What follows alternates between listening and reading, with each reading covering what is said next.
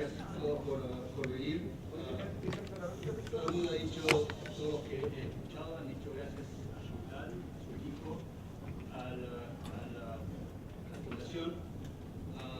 Y parece redundante, pero la verdad es que esto es un honor realmente estar acá y agradezco a ese grupo de haberme contactado para venir y compartir un poco de lo que hago con ustedes y lo que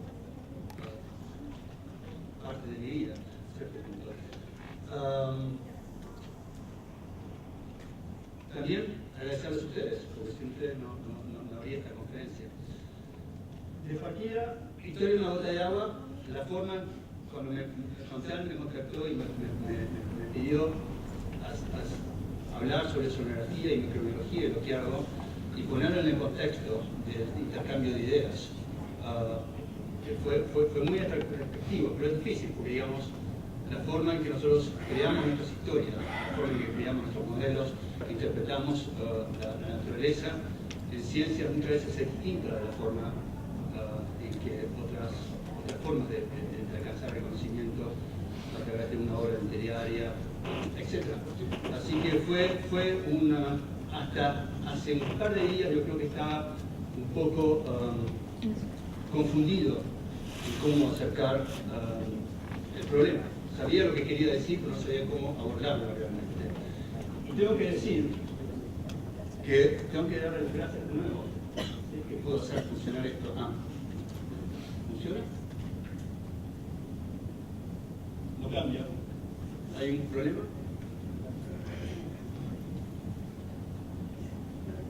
Bueno, ahí está. Tengo que agradecer de nuevo a Chantal y en este caso también a Cristian Raquel, porque hace 2 días, si ustedes vieron en el Mercurio, en la segunda página había 2 comentarios. Uno por Chantal, las ideas, motor de la creatividad y fuente de la convivencia, y el otro de Cristian sobre la ayuda de las bacterias. Y los dos, en el fondo, en 3 minutos que toma leerlos, condensaban lo que quiero decir esta noche. Así que se pueden quedar dormidos y después ir y leer esto. Chantal realmente habla de la importancia de venir de distintas perspectivas y escuchar al otro. Y, digamos, fuertes, históricamente han hecho justamente eso, distintas culturas han venido y se han juntado y han escuchado y han aprendido a convivir juntas. En ciencia, la forma que tengo de interpretarlo, Max Planck escribió un libro que se llamaba ¿Dónde va la ciencia? ¿Hacia dónde va la ciencia? Y ella decía que las teorías no pueden ser derivadas desde dentro, no pueden ser destruidas desde dentro. Y es lo mismo con todo tipo de conocimiento. Digamos, no podemos realmente, cuando tenemos un paradigma en ciencia y trabajamos con ese paradigma, mismo si no se conforma completamente a nuestras observaciones, no podemos descartarlo y crear a partir de la nada. Seguimos trabajando con él hasta que chocamos con alguna otra forma, con alguna otra ciencia, y ahí es donde se produce el enriquecimiento.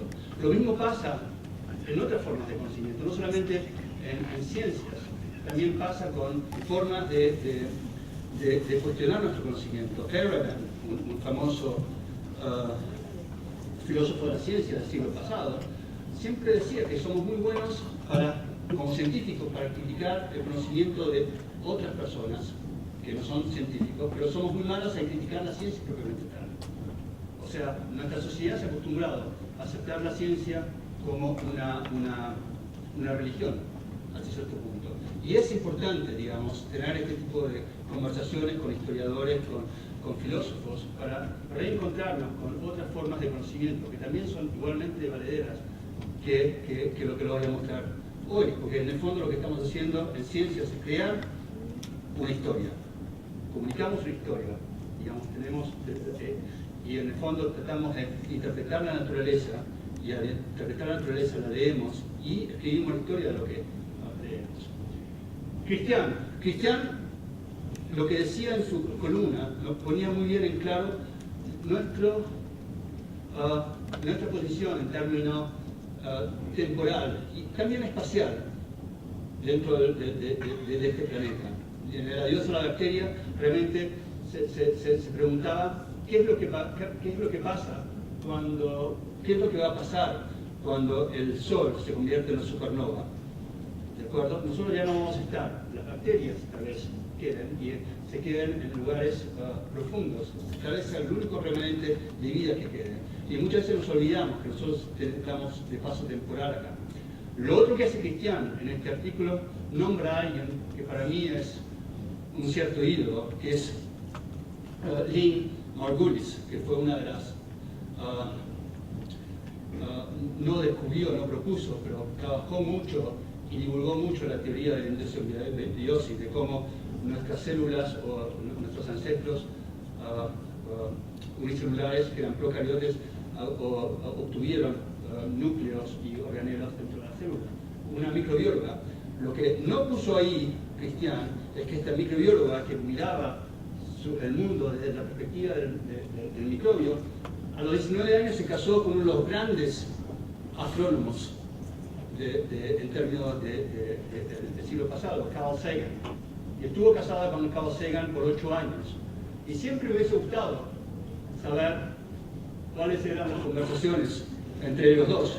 Porque mientras uno miraba al espacio, la mirada de Carl Sagan, ella miraba al microscopio.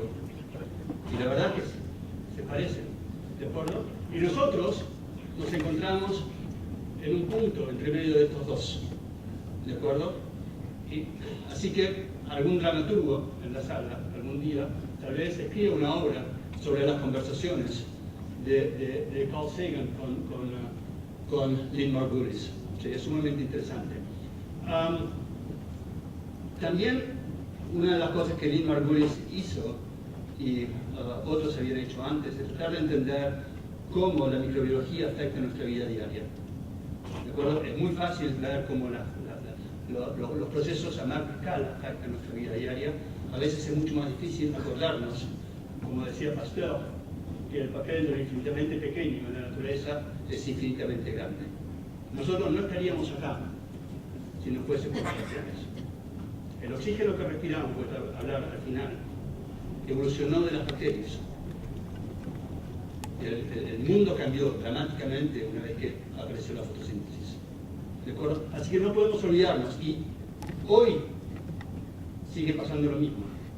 El mundo en que vivimos realmente se debe, su estabilidad se debe a los procesos bacterianos. Y lo que pasa en una gota de agua. ¿De acuerdo? Y eso es lo que quiero hablar hoy. ¿De acuerdo? Pensemos un poco hacia el pasado. Y pensemos de dónde viene nuestra forma de pensar, nuestra forma de análisis, lo que llamamos la civilización occidental, que muchos la remontamos a Grecia, ¿de acuerdo? Y Grecia era un lugar netamente, una sociedad netamente marítima, ¿de acuerdo? Todos los contactos, o sea, eminente puerto de ideas, cambio, muchas guerras, ¿de acuerdo? Pero, digamos, muy rico. Y necesitaban entender el mar, intuitivamente. Y el mar y el agua era fundamental para ellos. Tanto es así que Tales de Mileto, para muchos el padre de la filosofía, digamos, del sistema deductivo, realmente decía que todo está hecho de agua. Todo lo que vemos está hecho de agua. Ahora, estaba equivocado hasta cierto punto, pero una cosa que tenemos que rescatar es que decía, al decir que todo está hecho de agua, reconocía que un elemento puede tomar muy distintas formas. Lo otro que decía es que para cada efecto hay una causa, ¿de acuerdo? Y lo último que decía también, esto todo no lo sabemos, digamos, por escritos que quedaron, interpretaciones de historias orales. Él pensaba que, por ejemplo, que los terremotos se debían al agua, a la tierra que flotaba sobre el mar, y que cuando venían olas profundas era cuando se producían los terremotos. Estaba equivocado hasta cierto punto. Durante mucho tiempo se descartó esa idea, pero hoy en día sabemos que en el fondo nuestra tierra flota sobre no sobre un océano, pero sobre un magma, que también es líquido. Ahora, una de las cosas que hacían, porque eran marinos y tenían una cultura marina, estudiaban el océano, y una de las cosas que necesitaban saber era las corrientes marinas. Otra cosa que aprendieron muy rápido es que con las corrientes marinas los distintos tipos de agua cambian, de acuerdo, tienen distintas temperaturas, y las distintas temperaturas de repente tienen distinto color, tienen distinta cantidad de peces. Los peces tienden a seguir frentes de temperatura y eso lo sabían. También sabían que la temperatura cambia a lo largo del año, y de repente no necesariamente a lo largo del año, pero de repente había periodos donde el agua estaba fría, mismo en verano, que cuando el agua estaba fría había niebla y el aire estaba frío, o sea que el océano a cierto punto afectaba, digamos, el hábitat en el que se movían, desplazaban. Ahora, una cosa que me olvidé decir, en algún momento voy a entrar a hablar de conceptos un poco más en términos de oceanografía, y si no lo entienden, pregunten, ¿de acuerdo? Porque digamos, no hay nada peor que seguir una charla y que se pierdan la mitad porque no entienden un concepto. ¿Ok? Por favor. Este es un mapa de la temperatura superficial, como la derivamos de satélites hoy en día, y este es un viejo mapa de las corrientes marinas. Ahora, no sabían lo que había en el agua. Sabían que el agua tenía distintos colores y muchas veces pensaban que el color se debía a partículas de sedimento suspendidas en el agua. Hasta cierto punto tenían razón. Tuvimos que esperar hasta el siglo XVII, el segundo mediado del siglo XVII, para que Anton Leeuwenberg, construyese el primer microscopio real. Y no necesariamente construyese, porque otras personas ya lo habían hecho, tipo de microscopio, pero que lo usase sistemáticamente para empezar a mirar lo que había en el aire, lo que había en una gota de agua. Y realmente fue el primero en describir infusorias, lo que llamaban infusorias, digamos, partículas que parecían crecer en una gota de agua, de aguas de lluvia. ¿De acuerdo? Y, digamos, esto es una foto en un microscopio, y esto, las cosas se están moviendo, y en la foto se están moviendo no porque tengan flagelos y vayan a un lado, pero porque estaba en un crucero y el microscopio se movía, así que me van a perdonar. ¿De acuerdo? Pero digamos, esto es una réplica de los primeros microscopios que tenían un pequeño lente y no podía ajustar el lente. Y uno ponía la gota de agua ahí y podía ver qué había en la gota de agua. Ahora, la tecnología aumentó tremendamente desde el siglo XVI hasta ahora. Y ahora cuando vamos al océano y tratamos de ver en una gota de agua, es impresionante. O sea, si algún día van, sería grande tener un museo acá, donde pudiesen tomar una gota de agua y mirarla, digamos, tomar en un barco, si tuviese un microscopio les mostraría, pero digamos, esto está lleno de cosas como esa, muy, muy chicas. Ahora, hay filamentos, células filamentosas, esto es Trichodermium que trabajo, hay pequeños organismos que parecen crustáceos. Esto de acá es el que usaron para la imagen de Alien. Alien, el extraterrestre, ¿de acuerdo? De ahí lo sacaron. Así que si quieren tener imágenes alienígenas, métanse en el océano, ¿de acuerdo? Y es impresionante la muestra que tomen y las estructuras, que estos son cristofóridos, que estamos todos preocupados porque con cambio de acidificación puede que desaparezcan. Yo no lo creo, pero digamos, como el océano se está acidificando de a poco, hay mucha plata en Estados Unidos que va en el estudio de estos organismos. Pero hay todo tipo de organismos. Estos son diatomeas, que son bastante grandes, en el fondo 5 micrómetros. 5 micrómetros en el océano para microorganismos es grande, ¿de acuerdo? El organismo que hace fotosíntesis en el océano hoy en día, en el océano abierto, que es el más abundante de lejos, es este de acá, se llama Procolococcus. Y el tamaño es 1 micrón en diámetro, ¿de acuerdo? Ese es el tamaño que tiene, 1 micrón. Y es responsable por, tengo una colega que lo descubrió, que dice que este organismo es responsable por cada 2 bocanadas de aire que ustedes toman, de cada 5, el oxígeno viene de este organismo. Así que piensen, ¿de acuerdo? Digamos, 40, en el fondo 40% de la fotosíntesis en el océano, en el mundo, en la Tierra, se debe a ese organismo. Viruses. Ahora, ¿cuántos de estos organismos ustedes creen que hay en una gota de agua? Un número. 1 millón. Bien, en 1 centímetro cúbico hay 1 millón de estos organismos, en promedio, en la superficie del océano. ¿De acuerdo? 1 millón. ¿Y de estos? 10 millones. No 100.000, pero estamos cerca. Son 10 millones. O sea, acá tenemos 1 millón. Ahora, un ejercicio que le doy a mis estudiantes es, si ustedes fuesen uno de estos, ¿cuál les costaría de su vecino? O sea, tenemos un centímetro cúbico, tenemos 1 millón de organismos, cada uno de estos organismos es 1 micrón.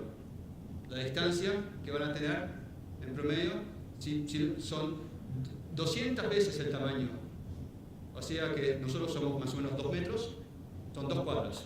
O sea, en promedio, bien, pero es una sola especie y hay cientos de especies. Así que está bastante crowded, ¿cómo se dice? Hacinados ahí adentro. Pero lo importante de esto, en esta gota de agua, es que no solamente la gota de agua está siendo afectada por la física alrededor, digamos, cambios de temperatura, de salinidad, etc., pero también la actividad de estos organismos está cambiando. O sea, están haciendo fotosíntesis, si están haciendo fotosíntesis, van a producir oxígeno, van a remover nutrientes, van a producir materia orgánica, ¿de acuerdo? Van a producir oxígeno, van a remover CO2, van a cambiar el pH, etcétera, etcétera, etcétera. O sea, que hay un cambio fundamental de la partícula de agua, en parte por lo macro, pero en parte por lo micro, por lo que hay adentro. ¿De acuerdo? ¿Queda claro eso? Ok. Sabemos qué es eso, esto es allá. ¿De acuerdo? Entonces la pregunta es, y esto es hoy, ¿de dónde viene esta agua? Y lo importante no es solamente de dónde viene esta agua, sino que esta agua, las especies que hay en esta agua, la salinidad que hay en esta agua, nos dice algo de la historia. ¿De acuerdo? Nos dice qué ha hecho la partícula en el pasado. Y es una historia. Reconozcamos que es una historia. Les estoy contando un cuento. ¿De acuerdo? Que tratamos de validar con datos. Pero al final estamos creando una historia. ¿De acuerdo? Ok. Ahora empezamos un poco más complicado. Hay 3 fuerzas fundamentales que mueven agua en el océano. La primera se debe a la rotación de la Tierra. ¿De acuerdo? Porque la Tierra rota y es una esfera. ¿De acuerdo? Y hay un líquido alrededor que es la atmósfera. ¿De acuerdo? Se forma un desfase y las partículas en el ecuador tratan de viajar más rápido que las partículas, o sea, se desplazan más que las partículas que están más en los polos. Y se forma un desfase y se crea la geostrofía. Y la geostrofía lo que va a hacer realmente los procesos geostróficos o las corrientes que llamamos geostróficas, acá tengo un oceanógrafo físico que me puede corregir si estoy equivocado. Lo que va a crear son giros.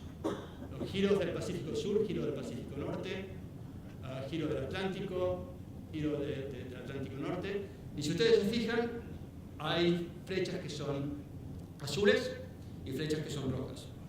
Las rojas representan, esto es corriente de superficie, ¿de acuerdo? Acuérdense. Las rojas representan corrientes cálidas que se van moviendo hacia el sur. Las otras, corrientes frías que se van moviendo hacia el norte. Así que una partícula, acá en Valparaíso, vamos a ver, si viene de la superficie del océano, lo que va a hacer es, se va desplazado desde un lugar frío y a medida que va yendo hacia el norte, se va a ver calentado un poco. ¿De acuerdo? Esa es parte de su historia. Vamos a ver que hay otras partículas que lo hacen al revés, pero lo hacen desde el fondo del mar. El segundo proceso lo llamamos, de un nombre complicado, lo llamamos circulación termomarina. Y termoalina significa que está controlada por la temperatura y por la salinidad. ¿Y por qué está controlada por la temperatura y la salinidad? Porque, digamos, cambios en temperatura y salinidad crean cambios en la densidad del agua. Entonces, este mapa es un poco complicado, porque mucha gente lo hace en mi profesión de esta forma. Lo que hemos hecho acá es hacer un corte del Atlántico hasta a lo largo del Atlántico, dar la vuelta y hacer el Pacífico. Así que acá me voy del Atlántico Norte hacia la Antártica y de la Antártica de nuevo hacia el norte. Y lo que pasa es que en la Antártica tengo aguas frías, ¿de acuerdo? Y en el norte también tengo aguas frías. Y esas aguas frías, cuando se van desplazando, van a tener tendencia a hundirse. Otra cosa que pasa es que cuando se forma el hielo en el norte, el hielo desplaza las sales y las sales son removidas y se acumulan debajo y esa agua se vuelve más salina y al ser fría y más salina también se hunde. ¿De acuerdo? Entonces ese hundimiento hace que el agua se mueva. Y lo pueden hacer en un acuario. Pueden hacerlo, poner una lámpara acá, poner un poco de hielo acá y poner un colorante y van a ver cómo a lo largo se va a desplazar. Una agua se va a caer y la otra. Y eso lo llamamos, porque para hacernos sentir importantes le damos un nombre, lo llamamos circulación termomarina. El último proceso es la interacción, y eso, digamos, es lo que afecta a veces estas costas, y lo estudiamos en el colegio, es lo que llamamos urgencia. Y es la interacción de las corrientes con bordes físicos. Y en este caso, digamos, el agua va a tender a desplazarse 90 grados en relación al viento o a ese borde. Pero en principio, digamos, cuando los vientos son favorables para su urgencia, va a surgir, y si se dan vuelta, va a haber convergencia y el agua se va a hundir. Pero esos son los tres procesos fundamentales que van a afectar a larga escala de dónde viene la partícula de agua que muestreamos en las afueras de Valparaíso. No acá, pero un poco más afuera. Y eso es lo que, si ponemos las tres fuerzas juntas, acuérdense, parece decirnos que el agua va a venir de la Antártica hacia el norte, corriente de Humboldt, hacia arriba, pero si la partícula tiende a hundirse, se va a hundir y va a ser al revés, digamos, va a ser baja temperatura, como menos de 0 grados. Acuérdense que cuando el agua tiene sales, se va a congelar por debajo de 0 grados. Es algo muy lindo. Si alguna vez van a la Antártica en invierno, pueden ver nieve acumularse sobre el mar, porque, digamos, la nieve cae y no se derrite porque el agua está más fría que la nieve que cae. Pero la partícula va a estar en la superficie, se va a ir hundiendo, cuando llega al ecuador va a tener alrededor de 13 grados de temperatura y después va a ir a lo largo de Sudamérica, y si hay surgencia fuerte va a llegar a la superficie de nuevo. Y en ese proceso, de acuerdo a esa partícula, podemos tomar cualquier partícula, varias cosas van a pasar. ¿Se acuerdan lo que decía? La parte física, tanto como la parte biológica. Veamos la parte física primero. Hablamos de la diferencia de temperatura. Sabemos que en el Ecuador hace más calor que en los polos. Y a mí siempre me pareció extraño, porque, digamos, el Sol es tan grande que el flujo de energía es el mismo a esta altura que a esta altura. O sea, el flujo de fotones. Pero ¿saben por qué los polos son más fríos? No el eje terrestre, la inclinación de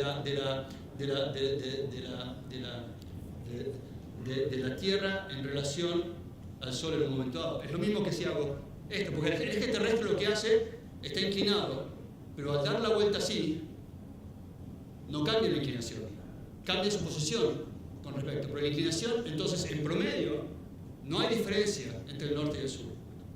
El problema es el siguiente, que si yo tengo el haz de luz acá, todos los fotones están yendo a un solo punto, muy chico el área donde todos los fotones van, que es lo que pasa en el ecuador. Si voy en los polos, mi haz es mucho más de esta forma. Entonces el área, para la misma cantidad de fotones, para la misma cantidad de energía, la área es mucho más larga. Y eso es lo que hace que los polos sean más fríos que el ecuador. Pero el resultado es el mismo, digamos. Tengo mucha energía que va a ser acumulada en el agua a esta latitud y poca a esta otra. Y en el fondo, les voy a mostrar dentro de 2 segundos los gradientes de temperatura entre el ecuador y, digamos, en los polos debería ser muy, muy distinto. Digamos, debería ser mucho más caliente el ecuador y mucho más frío los polos. Lo otro que pasa es que muy rápido en la columna de agua la luz desaparece. ¿A qué profundidad creen ustedes que una alga puede hacer fotosíntesis en general? 20 metros. Eso en la zona costera está bastante cerca. En el océano abierto, 50-100 metros. Digamos, en el centro del Pacífico subtropical hemos medido hasta 120 metros de profundidad donde hay. ¿Qué profundidad tiene el océano en promedio? 4,5 kilómetros. Así que en el fondo es la nata. La nata en la taza de leche es donde hay fotosíntesis. Debajo de eso es oscuro, ¿de acuerdo? No hay nada. ¿Y qué pasa? Digamos, tenemos fotosíntesis en la superficie, ¿y se acuerdan lo que pasa cuando hay fotosíntesis? Producimos oxígeno, removemos carbono 14, CO2, ¿de acuerdo? Que nos viene muy bien porque se está acumulando en la atmósfera, lo removemos nutrientes, ¿de acuerdo? Los nutrientes los removemos de la superficie y eventualmente no queda nada. Y esas partículas o son comidas y respiradas en ese lugar, pero eventualmente esas partículas decaen.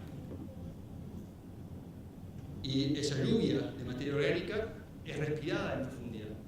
Y lo que va a pasar en profundidad es, como va a haber respiración, vamos a remover el oxígeno, vamos a producir dióxido de carbono, vamos a producir nutrientes y de repente el fondo del océano es muy rico en dióxido de carbono, hay una gran reserva de dióxido de carbono en los fondos marinos.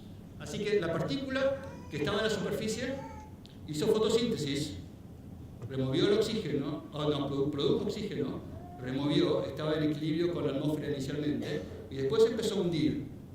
Y cuando se fue hundiendo, fue cambiando su química. ¿Verdad? Ok, a ver si puedo seguir. Esto es lo que les decía recién, ya lo vieron. Frío va a ir hacia el norte. O sea, cuando hablábamos de esta redistribución, el hecho de que nuestra temperatura sea tan agradable en esta zona o en Europa, es por esa distribución de energía que hace el océano. Y eso es lo que quiero mostrar acá. Lo siento, estos gráficos es como escribir. ¿Escuchaban ayer la musa de lo imposible? Bueno, los gráficos son lo mismo. ¿De acuerdo? Uno pone un gráfico, nunca representa lo que uno realmente quiere decir. Y nunca lo va a hacer. Pero cuando hacemos el balance de cuánta energía llega y cuánta energía es despedida, porque la Tierra no se está calentando de por sí muy rápidamente. En el fondo, el balance tiene que ser